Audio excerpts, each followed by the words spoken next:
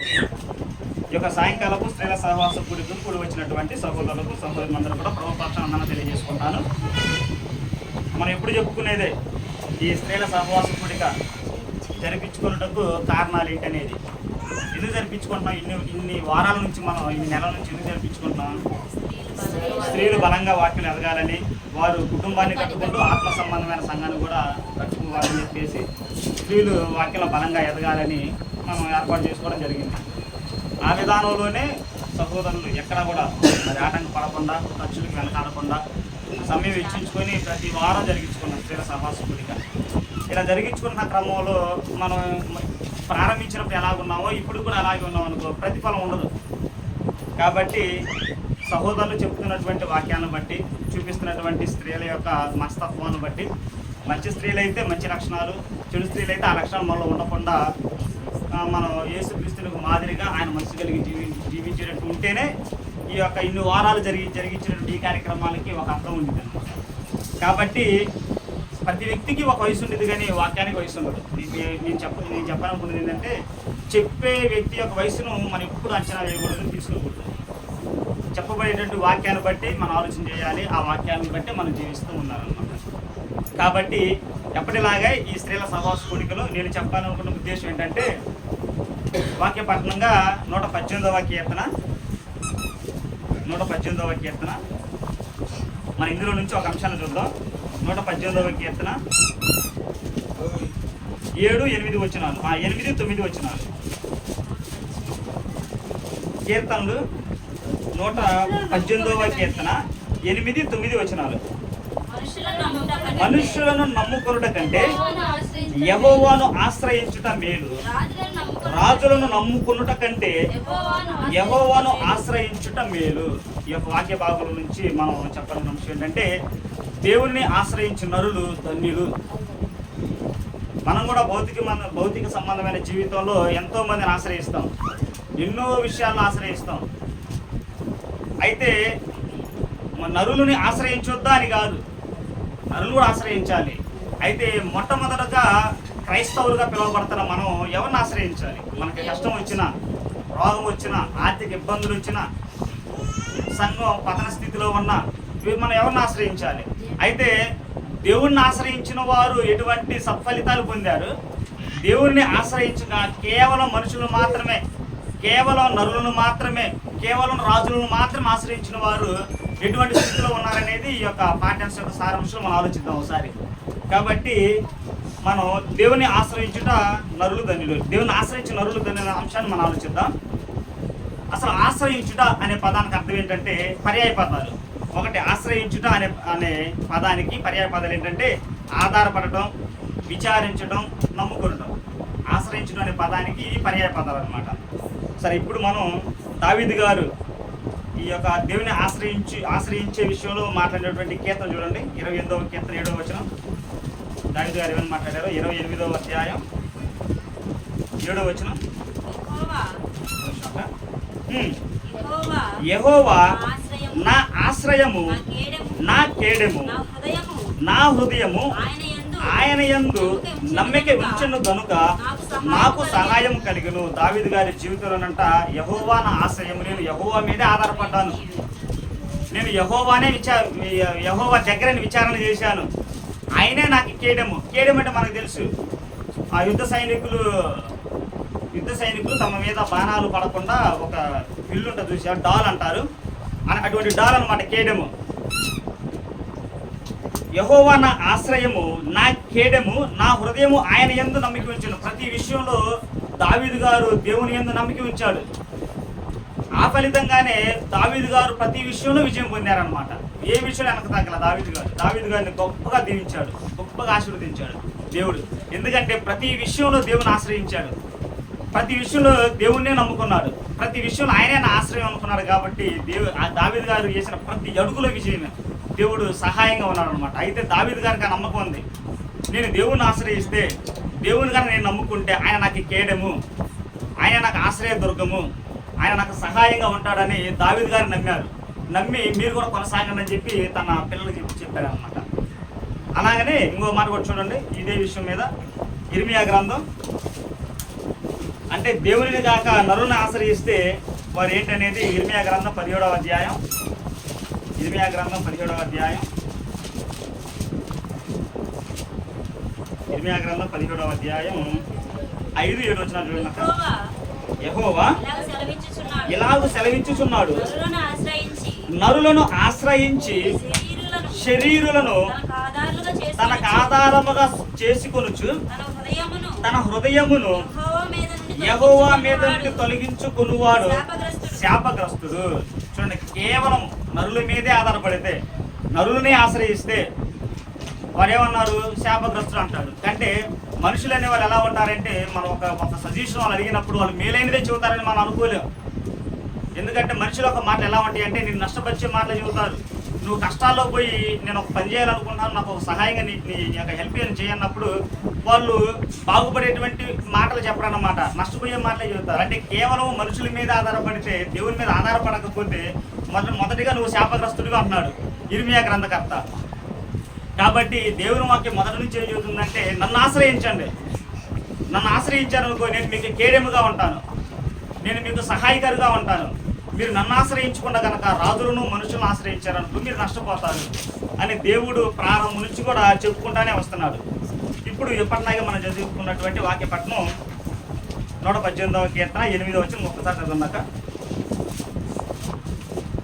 118వ కీర్తన, మనుషులను నమ్ముకునుట కంటే యెహోవాను ఆశ్రయించుట మేలు. మనుషులను నమ్ముకుంటే ఇటువంటి స్థితి జరిగిందంటే, అంటే దేవుని నమ్ముకుంటే ఇటువంటి స్థితి జరిగిందంటే ఒక ఉదాహరణ చెప్తున్నాను. దావీదు గారు చనిపోయిన తర్వాత సొలొమోను గారు యవ్వనస్తుడు, యవ్వన ప్రాయంలో రాజుగా పట్టాభిషేకం పొందాడు. దేవుని ఆశ్రయించాడు.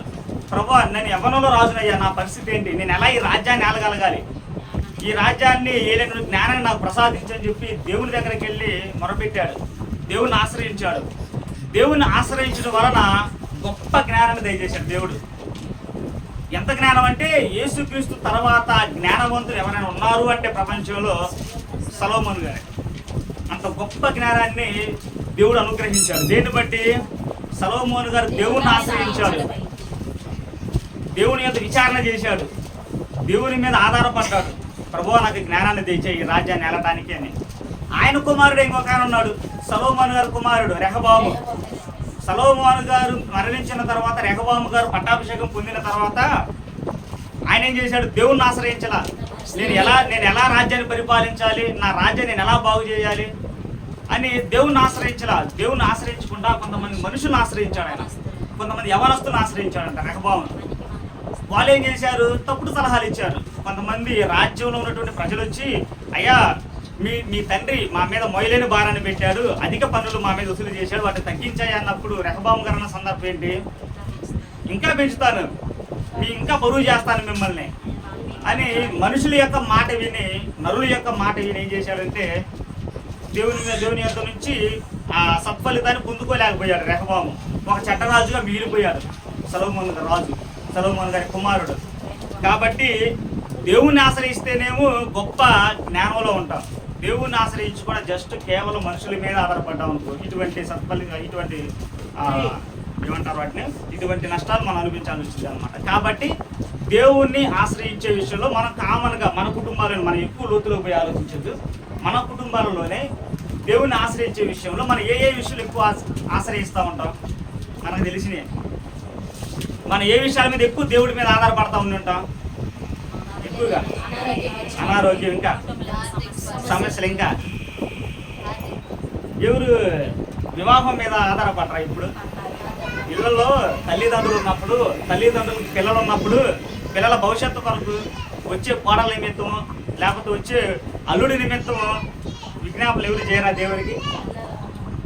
ఇదే విషయం మీద ఒక పెద్ద ఆయన పితరుల కాలంలో ఒక పెద్ద ఆయన విచారణ చేశాడు, ఆశ్రయించాడు దేవుణ్ణి. తన కుమారుని యొక్క వివాహం నిమిత్తం ఆశ్రయించాడు. ఎవరైనా చూడండి, ఆదికాండం 24వ అధ్యాయం. ఆదికాండం 24వ అధ్యాయం మొదటి వచనం చదవనాక, అబ్రహాము బహుకాలము గడిచిన వృద్ధుడై ఉండెను, అన్ని విషయములలోను యెహోవా అబ్రహామును ఆశీర్వదించెను. అప్పుడు అబ్రహాము తనకు కలిగిన సమస్తమును ఏలుచుండిన తన ఇంటి పెద్ద దాసునితో, నీ చెయ్యి నా తొడ క్రింద పెట్టుము, నేను ఎవరి మధ్య కాపురం ఉన్నాను ఆ కనానీయుల కుమార్తెలలో ఒకదానిని నా కుమారునికి పెండ్లి చేయక నా స్వదేశమందున్న నా బంధువుల యొద్దకు వెళ్ళి ఇస్సాకును నా కుమారునికి భార్యను తెచ్చినట్లు ఆకాశము యొక్క దేవుడును భూమి యొక్క దేవుడునైన యెహోవా తోడని నీ చేత ప్రమాణము చేయించేదనను. అబ్రహాము గారంట బహువృద్ధుడైన తర్వాత, అప్పటికి శారమ్మ గారు చనిపోయారు. బహువృద్ధుడైపోయిన తర్వాత ఏకకుమారుడైనటువంటి ఇస్సాకు గారికి వివాహం చేయాలనుకున్నాడు. అయితే అబ్రహాము గారు విడిచిపెట్టి వచ్చిన ప్రాంతం నాహోరు ప్రాంతం, ఆయన నివసిస్తున్న ప్రాంతం కనానీలు. అయితే కనానీ ప్రాంతం అంతా కూడా చెడిపోయిన ప్రాంతం. ఆ ప్రాంతంలో ఉన్నటువంటి కుమార్తెలు నాకొద్దు, నా కొడుకు వద్దు కాబట్టి తన దగ్గర నమ్మకమైన ఒక దాసుడు ఉన్నాడంట. అబ్రహాము గారి దగ్గర నమ్మకమైన ఒక దాసుడిని పంపించి, వెళ్ళు నా బంధువుల యొద్దకు వెళ్ళు, నా స్వజనుల యొద్దకు వెళ్ళు, ఈ ప్రాంతంలో ఉన్న అమ్మాయిని నా కొడుకు వద్దు, నా స్వజనుల యొద్దకు వెళ్ళు, నా బంధువుల యొద్దకు వెళ్ళి ఇస్సాకు నిమిత్తం ఒక స్త్రీని నువ్వు చూడు అని చెప్పేసి పంపిస్తాడు. అతను కూడా ఉండి నేను ఎలా కనిపెట్టాలి యజమానుడు అని అడిగినప్పుడు, దేవుడే నీకు సహాయం చేస్తాడు, నువ్వు వెళ్ళిపో, ఒక దూత నీకంటే ముందుగా ఒక దూత వెళ్ళి దేవుడే నీకు సహాయం చేస్తాడు అని చెప్పి పెద్ద దాసునితో చెబుతాడు. ఆ దాసుడు అంట వెళ్ళి అతను కూడా చూడండి ఎవరి మీద ఆధారపడతాడో, ఇదే 10వ వచనంలో ఆ దాసుడు కూడా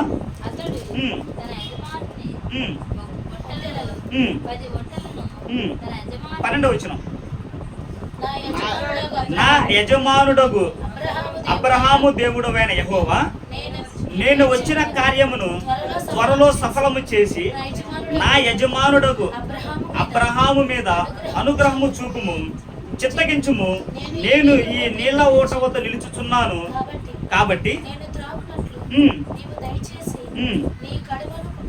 అయితే చూడండి 12వ వచనం, అనుగ్రహం చూపండి. నేను ఏ పని మీద అయితే నేను వెళ్తున్నానో ఆ పని జరిగేటట్టుగా నా మీద అనుగ్రహం చూపండి, నా యజమానుడు ఆశపడినట్టుగా మీరు కనికరం చూపండి అని చెప్పేసి ఆయన ప్రార్థన చేస్తున్నాడు. ఆయన ఆశ్రయించాడు యెహోవా మీద. అనుకున్నట్టుగానే ఆయన మార్గంలోకి ఆ ఊరిలోకి ప్రవేశించగానే అక్కడ ఒక స్త్రీ కనిపించింది. ఎవరు ఆ స్త్రీ? మనకు తెలిసి రిబ్కా గారు కనిపించింది.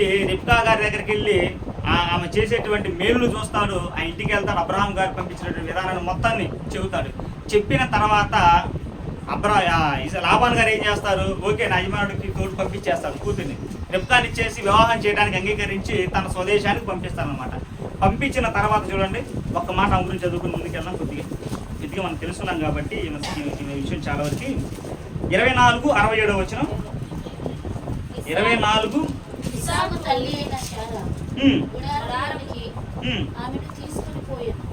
అక్క 67 ఇస్సాకు తల్లి అయిన శారా గుడారములోనికి తీసుకొని పోయాను.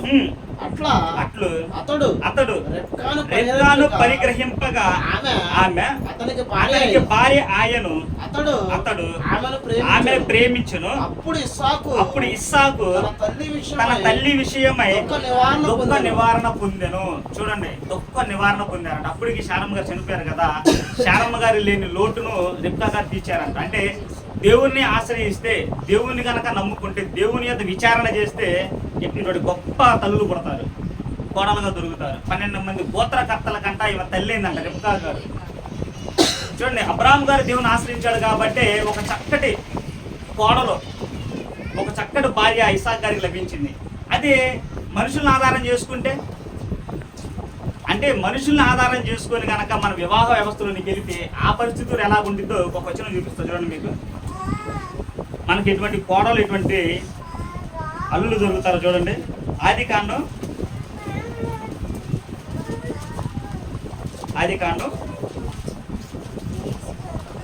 26వ అధ్యాయం. ఆదికాండం 26వ అధ్యాయం 34వ వచనం చూడండి. 26, 34. అంటే మనం దేవుడి మీద ఆధారపడకుండా దేవుని మీద ఆధారపడకుండా, దేవుని మీద విచారణ చేయకుండా వివాహ వ్యవస్థలో కేవలం మనుషుల మీద ఆధారపడితే ఎటువంటి కోడలు దొరుకుతారో చూడండి. ఏశావు 40 సంవత్సరములు వాడైనప్పుడు హిత్తీయుడైన బెయేరు కుమార్తెయగు యెహోదీతును హిత్తీయుడైన ఎలోను కుమార్తెయగు బేషెమతును పెండ్లి చేసుకొనెను. వీరు ఇస్సాకునకును రిబ్కాకును మనోవేదన కలుగజేసిరి. మనోవేదన అనే పదం మనం చెప్పుకోవాలంటే ఎక్స్ట్రీమ్ అనమాట. అది ఆ పదం అన్నిటికీ మించిన పదం ఎక్స్ట్రీమ్ అనేది. మన భాషలో చెప్పుకోవాలంటే బతికుండగానే నరకం చూసామంటాం, చూసారా? మనం ఎక్కువగా వాడుతూ ఉంటాం ఆ పదాన్ని. బతికుండగానే నరకం చూసారా మేము అని. అది మనోవేదన కలుగు చేయడం అనేది ఎక్స్ట్రీమ్ లెవెల్ అనమాట. అది దేవుణ్ణి ఆశ్రయించినటువంటి అబ్రహాము గారికేమో ఒక 12 గోత్రికులు తల్లిగా పిలువబడింది. మనుషులను ఆధారం చేసుకొని వివాహం చేసినటువంటి ఏశావు గారికి వివాహం చేసినటువంటి స్త్రీ ఏమైంది? కుటుంబంలో అంటే మనోవేదన కలుగు చేసిందంట. మనోవేదన అనేది ఎలా ఉండిద్దంటే, కుటుంబంలో అందరూ ఉంటారు, తల్లిదండ్రులు, భార్య, భర్త అందరూ కుటుంబంలో ఉంటారు, కానీ వాళ్ళ మధ్య ఒత్తిడులు ఉండవు, సమాధానం ఉండదు, శాంతి ఉండదు, ఎప్పుడు గొడవలే. మనశ్శాంతిగా ఒక 10 నిమిషాలు ఇంట్లో ఎవరు ఉండలేరు. ఏ చిన్న వస్తువు పట్టుకున్నా గొడవలే ఇళ్లలో. వాళ్ళకి ఏ చిన్న మాట వచ్చినా గొడవలే ఇళ్లలో. ఈ యొక్క విషయంలో కూడా చాలా మంది ఏం ఆలోచిస్తారంటే అండి, మన నరుల యొక్కకి వెళ్ళినప్పుడు వివాహం ఇచ్చిన విషయంలో మన ఇంట్లోనే ఒక కూతురు లేక కొడుకు ఉన్నాడు అనుకో, నరులని చెబుతాం, మా అమ్మాయి పెళ్లి వయసు వచ్చింది, ఎవరి సంబంధాలు చూడండి అన్నప్పుడు పెద్దలు ఏమో ఆలోచిస్తారంటే, మామూలుగా లక్షణాలు ఆలోచించారు. ఎవరో లక్షణాలు బోపెడతాయి అంటారా మనకంటారు. లక్షణాలు బోపెట్టలే కానీ మన కుటుంబం యొక్క పరువులు నిలబెడతాయి, సాక్ష్యం పొందేలా చేస్తాయి. మన వాళ్ళు ఏమైనా ఆలోచిస్తారంటే, వీడికి బైపాస్ పక్కన స్థలం ఉంది, 50 ఎకరాల పొలాలు ఉన్నాయా, స్థలాలు ఉన్నాయా, ఇల్లులు ఉన్నాయా, నిత్యలు ఉన్నాయా, మేడలు ఉన్నాయా, ఏ చూస్తారే కానీ అమ్మాయి మంచిదేనా, మంచి లక్షణాలు కలిగిందేనా, అబ్బాయి మంచోడేనా, వారికి అలవాట్లు ఉన్నాయా, బ్యాడ్ అలవాట్స్ ఏమైనా ఉన్నాయా, తాగిపోతా, తిరిగిపోతా, లేకపోతే మద్యం తాగే అలవాటు, సిగరెట్ స్మోకింగ్ అలవాటు ఉందా, ఏం ఆలోచించారు? అలవాట్లు ఇది ఏముందా? డబ్బు ఉంటే అలవాటు ఏముంది? పెళ్ళేంతలో చిన్నగా అమ్మాయి మార్చుకునేది అని నువ్వు పెళ్లి చేస్తావు. తర్వాత వాళ్ళు చిత్రహింసలే. బతుకు జట్కా బండ్లు అని చాలా, ఈ భార్యాభర్తలకి ఎన్ని ఛానల్ ఉన్నాయండి. బతుకు జట్కా బండి, ఇంకేంటన్నా సంసారం ఒక చదరంగం, రచ్చబండ, కొత్తగా CVR అనే ప్రోగ్రాంలో ఎప్పుడు 24 గంటలు ఎప్పుడు ఓపెన్ చేసినా సరే ఎప్పుడు ఏ గొడవ ఇంట్లో, భార్యాభర్త అత్తాగొడవలు. ఒక్కసారి మనం రాంగ్ నిర్ణయం తీసుకుంటే వివాహ వ్యవస్థ విషయంలో, అది ఆడపిల్ల విషయంలో కానీ మగపిల్లగాడి విషయంలో కానీ వివాహ విషయంలో కనుక మనం రాంగ్ డెసిషన్ తీసుకుంటే, మా అమ్మ మా అక్క విషయంలో చేసింది. కనీసం 20 సంవత్సరాలు పెళ్ళి, నేటికి కూడా ప్రతి 50 రోజు లేదా ఇప్పటికి. కాబట్టి వివాహం విషయంలో మనం దేవుని ఆశ్రయిస్తే దేవుడు గొప్ప వ్యక్తులు మనకి, బహుశా వాళ్ళ దగ్గర ఆర్థికంగా డబ్బు ఉండకపోవచ్చేమో, పలుకుబడి ఉండకపోవచ్చేమో, ఆస్తులు ఉండకపోవచ్చేమో, కానీ లక్షణాలు కలిగినటువంటి కుమారుని కానీ లక్షణాలు కలిగినటువంటి స్త్రీలను కానీ మనం వెతికి కనుక వివాహం చేయగలిగితే ఆ కుటుంబం అనేది చాలా చక్కగా ఉండిద్దంట. ఇసాక్ గారికి కలుగు చేసింది చూసారా? రిబ్కా గారు గొప్ప నివారణ పొందాడంట. తల్లి లేని లోటుని భార్య తీర్చగలిగింది. ఎప్పుడంటే నువ్వు దేవుని ఆశ్రయించినప్పుడు, దేవుడిలో ఉండి నువ్వు దేవుని మీద ఆధారపడినప్పుడు దేవుడు మన మార్గాలంట సరళం చేస్తాడంట. అందుకే కదా సామెతల గ్రంథం 31వ అధ్యాయంలో కూడా ఉంటుంది, గుణవతి అయిన భార్య దొరుకుట అరుదు, అట్టిది ముత్యముల కన్నా శ్రేష్టం అంట. లక్షణాలు అనేవి ముత్యాల కంటే శ్రేష్టం అయ్యి. మనోళ్ళు ఏంటంటే అమూల్యమైన, మనోళ్ళు ఏంటంటే అటువంటి లక్షణాలకి ఎక్కువ ప్రియారిటీ ఇయ్యరు, అటువంటి లక్షణాలకి విలువలు ఇయ్యరు. మనోళ్ళు ఇచ్చేది ఎక్కువ విలువలు దేనికి ఇస్తారంటే, పైకి కనపడే హంగు ఆర్పాటాలకి, ఉండేటువంటి సంపదలకి, సౌందర్యాలకి, వీటికే ఎక్కువ మన ప్రియారిటీ ప్రాధాన్యత ఇస్తాంలే. కానీ మనం ఒక స్త్రీకి ఉండవలసిన లక్షణాలు ఉంటాయి చూసారా, ఆ లక్షణాలకు మనం ఎక్కువ విలువలు ఇయ్యం. ఏముందిలే విలువ, లక్షణాలు ఏముందిలే, తేలికైతే చేస్తాం. కానీ ఆ లక్షణాలు లేకుండా కనుక మనం వివాహాలు చేస్తే, వివాహం యొక్క వాళ్ళు వెళ్ళిపోయిన తర్వాత కుటుంబాల్లో ఒక అత్తగారింటికి వెళ్ళిన తర్వాత, అలాగే ఒక అత్తగారింటికి వచ్చిన తర్వాత వాళ్ళ బాధ్యతలు మర్చిపోతారు. ఉండాల్సిన బాధ్యతలు వారు ఉండరు, వేరే వారుగా ప్రవర్తిస్తారు. కాబట్టి ప్రతి తల్లులు, ప్రతి ఒక్కరు కూడా మనం ఆలోచన చేయాల్సింది ఏంటంటే, వివాహం యొక్క విషయంలో దేవుణ్ణి విచారణ చేయాలి. ఫస్ట్ మనుషులకి చేయాలి. మొదటగా మనం ఎవరి మీద ఆధారపడాలంటే దేవుడి మీద ఆధారపడాలి. వివాహ వ్యవస్థలో ప్రభువా, నా ఇంట్లో నా కుమార్తె వివాహానికి వచ్చింది, నాకు ఆస్తులు వద్దు, అంతస్తులు వద్దు, ఒక మంచి లక్షణాలు కలిగినటువంటి ఒక అబ్బాయిని నా కూతురికి భర్తగా ఇవ్వాలి అని చెప్పి ప్రార్థన చేయండి, విచారణ చేయండి. దేవుడు సరళం చేస్తాడు మార్గాన్ని. అతను ఎట్టున్నా పర్వాలేదండి, డబ్బుంటే చాలు. అతను చాలా చాలా తక్కువ అండి. ఏంటంటే మనం అనుకుంటాం డబ్బుంటే సంతోషంగా ఉంటాం అనుకుంటాం చాలామంది.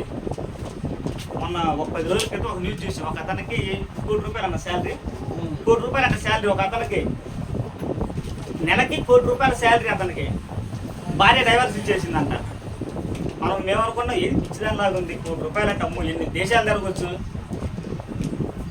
కోరిని మొత్తం కాలి దగ్గరకే వస్తాయి కదా, ఎందుకు విడిచిపెట్టిందని చెప్పి న్యాయ వ్యవస్థకి వెళ్ళినప్పుడు అడుగుతారు కదా, నువ్వు డైవర్స్ ఎందుకు ఇవ్వాలనుకుంటున్నావు నీ భర్తకి, నీ భర్త నెలకి ₹1,00,00,000 సంపాదిస్తున్నాడు కదా, నీకేం కొనుగోలు చేస్తున్నాడు నీ భర్త అన్నప్పుడు ఆ వంట అది కోర్టులో చెప్పిన మాట ఏంటంటే, శాంతి, సమాధానం, ప్రేమ ఈ 3 లేనప్పుడు ఎందుకండి కోర్టులు ఏం చేసుకోవడానికి? కోట్లు సంపాదిస్తాడు నా భర్త, ప్రేమగా మాట్లాడతాడు. కోట్లు సంపాదిస్తాడు అత్తాకోడలకి నాకు సమాధానం లేదు. కోట్లు సంపాదిస్తాడు, ప్రేమ అనురాగాలు లేవు. కోట్లు సంపాదిస్తాడు, కలిసి కూర్చొని అన్నం తినలేంత వరకు. కనీసం వాళ్ళకి పిల్లయ్య అంట సంవత్సరంన్నర అయిందంట. సంవత్సరంన్నర అయితే భార్యాభర్తలు కుటుంబంలో ఉన్న అత్తమ్మ కలిసి కూర్చొని అన్నం తినలేకపోయారంట. కాబట్టి భార్యాభర్తలు కానీ వాళ్ళ ఇంట్లో ఉన్న తల్లిదండ్రులు కానీ అందరూ కూర్చొని భోజనం చేయలేకపోయారంట. ఇంకంతగానే నాకెందుకండి, కోట్లు నన్ను ఏం చేస్తాయి, వాడిని చేసుకుని నేనేం చేసుకున్నాను అని డైవర్స్ ఇచ్చేసిందంట. అటువంటి చూసైనా చాలా మంది కనువిప్పు కలగాలి. లోకంలో ఉన్న వాటిని బట్టి కనువిప్పు కలగాలి. కాబట్టి మనం ఈ వివాహం అనేది చేసుకోబోయేటప్పుడు కానీ, మన ఇళ్ళకి కోడలు తీసుకునేటప్పుడు కానీ, అల్లులను తీసుకునేటప్పుడు మనం ఆలోచించాల్సింది ఏంటంటే, అబ్రహాం గారిలాగా ఆలోచించాలి. ఏసేవలాగా ఆలోచించేవాళ్ళకు అటువంటి భార్య ఇంట్లోకి వచ్చింది, గందరగోళం చేసిద్ది, మనల్ని రోడ్డు మీద తీసుకెళ్ళి పడేసింది, సరిపోయింది. రెబ్కా గారు వచ్చారు, రాజును చేసింది. ఎవరు? రెబ్కా గారు ఇస్సాకు గారిని రాజును చేసింది. మనం రాణిగా ప్రవర్తిస్తే రాజు భర్తను ఆటోమేటిక్గా రాజు అయిపోతాడు. అతను ఏం చేయాల్సిన పని లేదు. నువ్వు రాణిగా ప్రవర్తించేవనుకో అతను నువ్వు రాజును చేసినట్టే. మనం కనుక ఏసావు భార్య లాంటి కోడలు నిలవ తెచ్చుకున్నాం అనుకో, రాజు కాదు కదా, దాని పర్యాపదం ఒకటి ఉండింది. అలా రాజుగా ప్రవర్తించుకుంటే అలా ప్రవర్తిస్తాం మనం. కాబట్టి వివాహం వ్యవస్థ విషయంలో మనం ఎవరి మీద ఆధారపడాలంటే దేవుని మీద ఆధారపడాలి. అబ్రహాము దేవుని మీద ఆధారపడ్డాడు కాబట్టి ఒక చక్కటి కోడలు అబ్రహాం కుటుంబానికి వచ్చింది, ఒక చక్కని భార్య ఇస్సాకు గారికి వచ్చింది. ఆమె విశ్వాసులు మొత్తానికి తల్లిగా పిలువబడ్డది. అందుకని మనం గొప్పగా ఆమె గురించి ఈరోజు మనం మాట్లాడుకుంటున్నాం. కాబట్టి వివాహం విషయంలో మనం దేవుణ్ణి ఆశ్రయించాలా వద్దా? ఆశ్రయించితే మేలు. రెబ్కా గారు లాంటి కోడలు మీ ఇంటికి వస్తారు, ఇస్సాకు గారు లాంటి అల్లులు మీ ఇంటికి వస్తారు. ఆశ్రయించలేదనుకో, రెబ్కా గారికి ఇస్సాకు గారికి వచ్చారు కోడల్లో వచ్చి మనోవేదన కలుగు చేస్తారనమాట. బతికుండగానే ఏసేవ గారి భార్య లాంటి వాళ్ళు వచ్చారనుకో, బతికుండగానే మీకు నరకం చూపిస్తారు ఇళ్లలో. కాబట్టి వివాహ విషయంలో మీరు దేవుని ఆశ్రయించాలి. కాబట్టి మొదటిగా దేవుని ఆశ్రయించే విషయంలో అబ్రహాం గారు దేవుణ్ణి ఆశ్రయించాడు వివాహ విషయంలో. రెండోదిగా ఇంకే విషయంలో మనం ఆశ్రయించాలి దేవుణ్ణి. మనకి బైబిల్లో రాజ్యము, సంఘము, కుటుంబం 3 పేదలుగా ఉంటాయి, 2-3 పదాలు.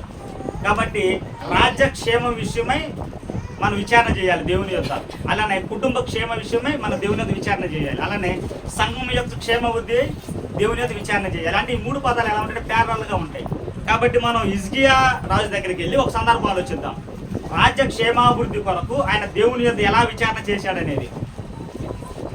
మనం 2వ రాజుల గ్రంథంలో ఉంటుంది మనకి చరిత్ర. 2వ రాజుల గ్రంథం 18వ అధ్యాయం.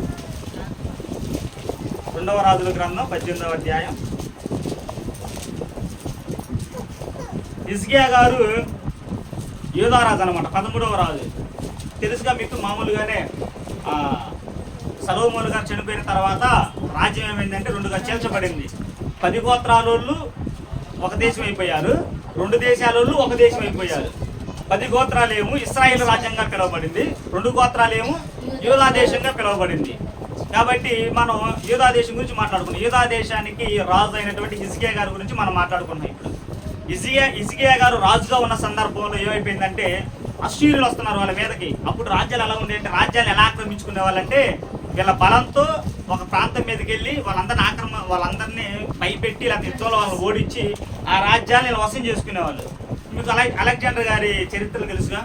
అలెగ్జాండర్ గారు ప్రతి దేశంలో యుద్ధం చేసి రాజ్యాన్ని ఆక్రమించుకోవడం అంటే ఆ టైంలో అలా ఉండేదన్నమాట. రాజ్యాల మీదకి వెళ్ళి వాళ్ళని దండయాత్ర చేసి వాళ్ళు ఓడించి రాజ్యాన్ని ఆక్రమించుకునేవాళ్ళు. హిజ్కియా గారు రాజుగా ఉన్న సందర్భంలో కూడా సేమ్ అటువంటి పరిస్థితి వచ్చింది. వీళ్ళందరినీ చెరగా తీసుకెళ్ళడానికంటే అశ్షూరు రాజు సన్హెరీబ్ అనేటువంటి అశ్షూరు రాజు ఇస్రాయేల్ ప్రాంతం మీద కంటే దండెత్తడానికి వెళ్ళిపోయాడు. అంటే ఒక దేశం మీద కంటే యుద్ధానికి వెళ్ళబోయేటప్పుడు సమాచారం ఖచ్చితంగా ఇస్తారు. అంటే వీళ్ళు నామరాజు పంపిస్తారు, ఇదిగో మీ దేశం మీదకి యుద్ధానికి మేము వస్తున్నాం, మీ ప్రణాళికలు మీరు ఉండండి, లేకపోతే ఒప్పందం అంటే వారి మధ్యలో మీరు మా దేశానికి మీద యుద్ధానికి రావద్దు, మేము మీకు బానిసత్వంగా ఉంటాం, మేము బానిసత్వంగా ఉంటామని ఒప్పుకున్నాం, మనకి యుద్ధానికి రారు, ఇంకా వాళ్ళ కింద మనం పనులు చేసుకుంటా ఉండొచ్చు పోయి. కాబట్టి వాళ్ళు 2 ఛాన్సులు మనకి ఇస్తారు.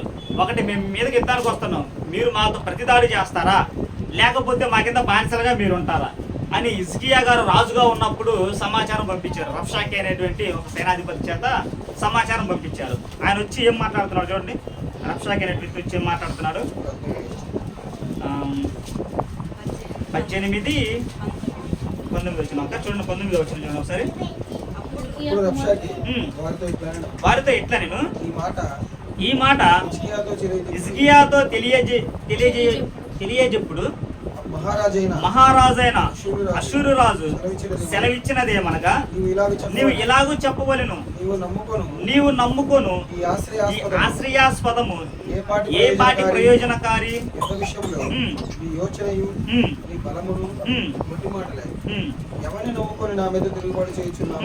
అన్న 33 వచ్చిన చదువు బాగుంటుంది.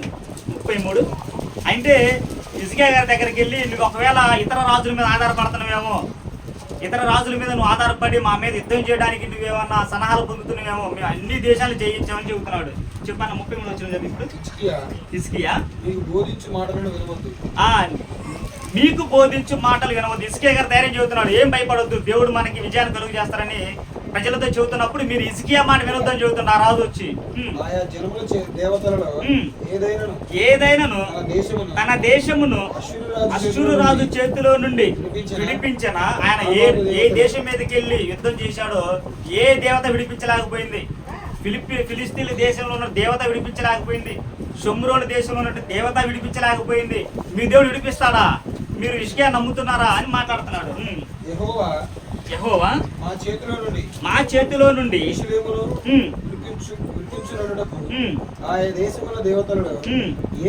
ఏదైనాను తన దేశమును మా చేతిలో నుండి విడిపించినదా కలదా అని చెప్పాను. అయితే అతనికి ప్రత్యుత్తరం ఇవ్వవద్దని రాజు సెలవిచ్చి ఉండటం చేత జనులు ఎంత మాత్రము ప్రత్యుత్తరం ఇయ్యక, అది వచ్చి ఒక సేనాధిపతి వచ్చి అంట ఒక రాజు దగ్గరికి ఈ మాటలు చెప్పినప్పుడు వెంటనే చూడండి హిజ్కియా గారు ఏం చేస్తారు చూడండి. 19వ అధ్యాయం చూడండి, మొదటి వచ్చిన వెంటనే ఆయన ఏం చేస్తాడు. హిజ్కియా విని తన బట్టలు చింపుకొని గోనె పట్ట కట్టుకొని యెహోవా మందిరమునకు పోయి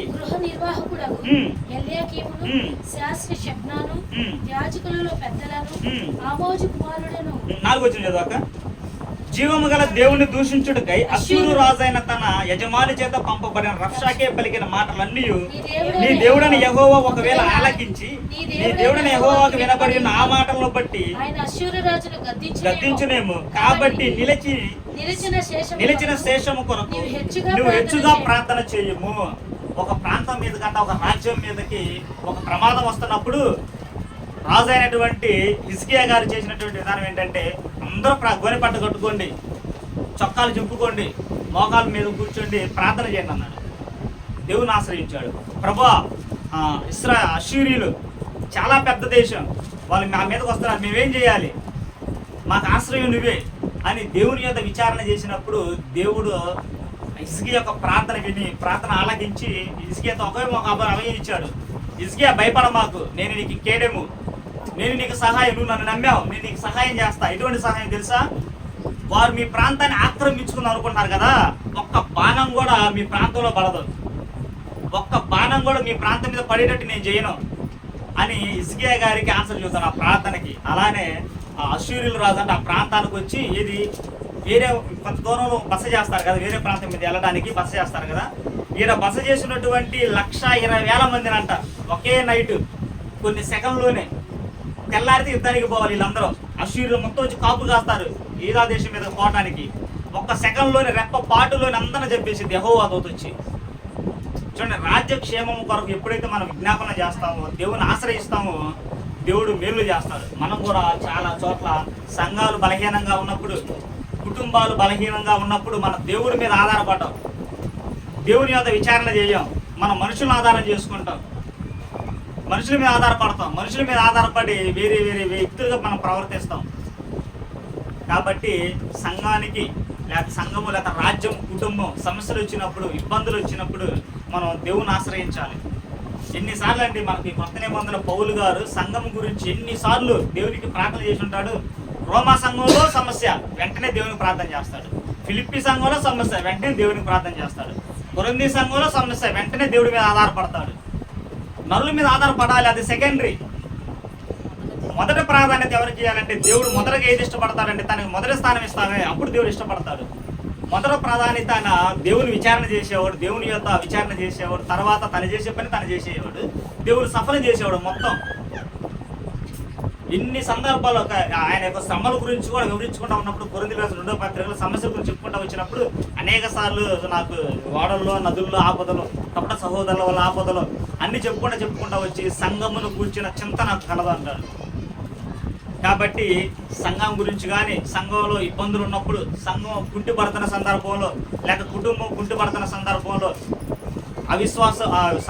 కుటుంబంలో ఉన్నటువంటి విశ్వాసాలు అవిశ్వాసులుగా మారుతున్న సందర్భంలో మనం దగ్గర ఉన్నటువంటి ఒకే ఒక ఆయుధం ప్రార్థన. దేవుని దగ్గర విచారణ చేయడం, దేవుణ్ణి ఆశ్రయించడం.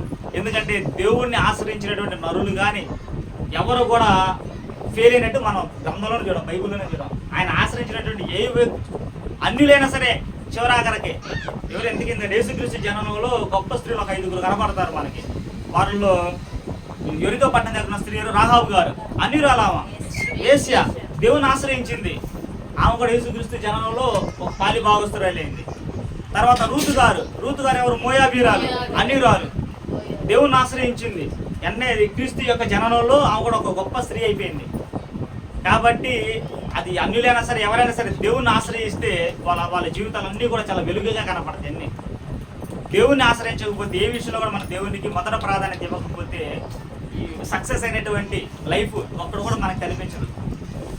కాబట్టి సంఘ క్షేమాభివృద్ధి కొరకైనా సరే, రాజ్యం యొక్క క్షేమాభివృద్ధి కొరకైనా సరే, సంఘం యొక్క క్షేమాభివృద్ధి కొరకైనా సరే మనం ఎవరి మీద ఆధారపడాలంటే దేవుని మీద ఆధారపడాలి. మనం మనుషుల మీద ఆధారపడ్డాం అనుకో, చెడ్డ సలహాలు ఇస్తారు వాళ్ళు. చెడ్డ సలహాలు ఇవ్వటం వల్ల ఏమైపోయిందంటే ఇంకా సమస్య అయిపోయింది. సంఘాల్లో, కుటుంబంలో ఇంకా సమస్య అయిపోయింది, రాజ్యంలో ఇంకా సమస్యలు అయిపోతాయి. కాబట్టి రాజ్యక్షేమం కొరకు కూడా మన దేవుని యొక్క విచారణ చేయాలన్నమాట. అలానే ఇంకా బైబిల్లో ఎవరి విషయమై దేవుని ఆశ్రయించారు మనకు తెలుసు. అన్నా గారు కుమారుల విషయమై విచారణ చేసింది, దేవుని యొక్క విచారణ జరిపిందంట. అయితే దేవుని యొక్క విచారణ చేయడం ద్వారా అన్నా గారికి ఎటువంటి కుమారుడు పుట్టాడు? అన్నా గారికి ఒక గొప్ప యోధుడు పుట్టినట్ట, సమూయేలు గారు. అప్పటి వరకు లేవీ గోత్రంలో యాజకత్వం లేదు, తీసేశారు. ఆయన నుంచి ఇవ్వబడింది మళ్ళీ యాజకత్వం సమూయేలు గారి దగ్గర నుంచి. చూడండి, దేవుణ్ణి ఏ విషయంలో మనం ఆశ్రయిస్తే ఆ విషయంలో మనం గొప్పగా ఉంటాం. అలానే దావీదు గారు ఎన్నిసార్లు ఆశ్రయించాడు దేవుణ్ణి. ఆయన జీవితం మొత్తం ఆశ్రయిస్తానే ఉన్నాడు దేవుణ్ణి, ఎక్కడా విడిచిపెట్టలా. జీవితం మొత్తం కూడా ఆశ్రయిస్తానే వచ్చాడు. ఒక మాట చదువుకుందాం చూడండి. అంటే ఎక్కడ కూడా ఆయన విడిచిపెట్టలేదనే సందర్భం. కీర్తనకారుడు రాసిన 34వ అధ్యాయం, కీర్తనలు 34.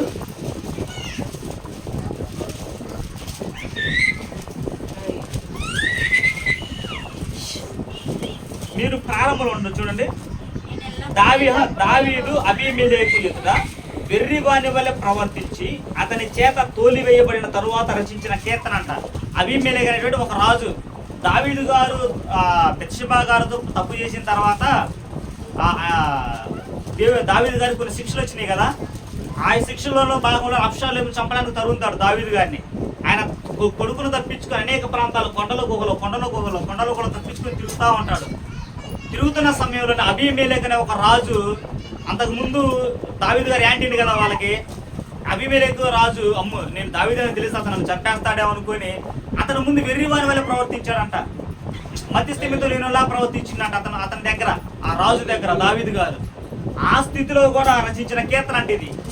ఆ స్థితిలో ఉండి కూడా చూడండి మర్చిపోలే దేవుణ్ణి ఎలా ఆశ్రయించాడో. మనకి చివరి మాట చూడండి నాకు 19వ వచనం, 19వ వచనం. నీతిమంతునికి కలుగు ఆపదలు అనేకములు, వాటి అన్నిటిలో నుండి యెహోవా వానిని విడిపించును. అయితే నీతిమంతునికి కలుగు ఆపదలు అనేకములు అంట, వాటి అన్నిటి నుండి యెహోవా విడిపిస్తాడని దావీదు గారు ఆయన మంచి ఉన్నతమైన స్థితిలో ఉన్నప్పుడు, ఇబ్బందుల్లో ఉన్నప్పుడు అనేక సార్లు కూడా దేవుణ్ణి ప్రతి విషయంలో జీవితం మొత్తం కూడా దేవుని ఆశ్రయిస్తానే ఉన్నాడు. కాబట్టి నేటికి కూడా యేసుక్రీస్తు వారిని దావీదు కుమారుడుగా వర్ణించుకున్నారు. ప్రతి విషయంలో ఈ విషయంలో దేవుణ్ణి దావీదు ఆశ్రయించలేదు అంటానికి లేదు. కాబట్టి ఎలా ఉన్నారు మనకి దేవుణ్ణి ఆశ్రయించినటువంటి వ్యక్తులు కానీ భక్తులు కానీ ఎలా ఉన్నారు? మనకి అందరూ రోల్ మోడల్గా కనిపిస్తున్నారు, మాదిరిగా కనిపిస్తున్నారు అందరూ మనకి. కాబట్టి దేవుణ్ణి ఆశ్రయించాలి. మొదటి స్థానం దేవునికి ఇవ్వాలి. కొన్ని నరులను ఆశ్రయించకూడదా? నరులను ఆశ్రయించాలి. ఎప్పుడు మొదటి అప్లికేషన్ దేవుడికి పెట్టాలి, తర్వాత మన ప్రయత్నం మనం చేయాలి. అప్పుడు దేవుడు మన జీవితంలో మనకు అనుకున్నటువంటి విజయాన్ని మనకు అందిస్తాడు. కాబట్టి హెచ్చరిక మాటగా ఒకటి చూడండి, మత్తయి సువార్త చివరి మాటగా, మత్తయి సువార్త 10వ అధ్యాయం, మత్తయి సువార్త 10వ అధ్యాయం 37వ వచనం చూడండి ఒకసారి. అంటే దేవునికి ఏ విషయం నచ్చిందో చూడండి ఒకసారి. తండ్రినైనను తల్లినైనను నాకంటే ఎక్కువగా ప్రేమించువాడు నాకు పాత్రుడు కాడు. కుమారునైనను కుమార్తెనైనను నాకంటే ఎక్కువగా ప్రేమించువాడు నాకు పాత్రుడు కాడు. కాబట్టి దేవుడు ప్రారంభం నుంచి ఏం కోరుకుంటాడంటే, నాకు మొదటి స్థానం ఎవరైతే ఇస్తారో వారికి నేను సహాయంగా ఉంటాను, వారికి నేను కేడముగా ఉంటాను, వారికి నేను బలంగా నిలబడతాను. నాకు మొదటి స్థానం ఇవ్వలేదనుకో, నాకు ప్రాధాన్యత ఇవ్వలేదనుకో, నాకు ఇవ్వవలసిన స్థానాన్ని నీ కొడుకు, నీ కూతురుకు, నీ అల్లుడుకు, నీ అత్తకు, నీ తల్లికు, నీ తండ్రిగా ఇచ్చావనుకో నాకు పాత్రుడు కాడు అంటున్నాడు. కాబట్టి ఎవరిని మన జీవిత కాలంలో మనం ఎవరిని ఆశ్రయిస్తున్నాం? కాబట్టి మనం దేవుణ్ణి ఆశ్రయించామనుకో ఎలా ఉండిద్ది అది? వారు ధన్యులు అంటారు, వారు బ్లెస్డ్ పీపుల్ అంటారు. నరులను ఆశ్రయిస్తే సత్ఫలితాలు మనం పొందుకోలేము. లోకస్తుల్లాగా మాటలు చూసి లోకంలో కలిసిపోవాలి వచ్చింది. కాబట్టి ప్రతి ఒక్కరూ అబ్రహాము గారు దేవుణ్ణి ఎలా ఆశ్రయించాడో, దావీదు గారు దేవుని ఎలా ఆశ్రయించాడో, హన్నా గారు దేవుని ఎలా ఆశ్రయించిందో, పౌలు గారు ఎలా ఆశ్రయించారో, హిజ్కియా గారు ఎలా దేవుని ఆశ్రయించారో, మనం కూడా దేవుని అలానే ఆశ్రయించాలని, మనుషుల మీద ఆధారపడక దేవుని మీద ఆధారపడాలని ప్రేమ కోరుకుంటూ మిమ్మల్ని హెచ్చరిస్తూ, నన్ను హెచ్చరించుకుంటూ ఈ యొక్క కార్యక్రమానికి మరి వాక్యం చెప్పడానికి అవకాశం ఇచ్చినటువంటి కుటుంబానికి, స్థానిక సంఘ సువార్థికులు శ్యామన్న గారికి ప్రేమపూర్వకం తెలియదు సెలవు తీసుకున్నాను.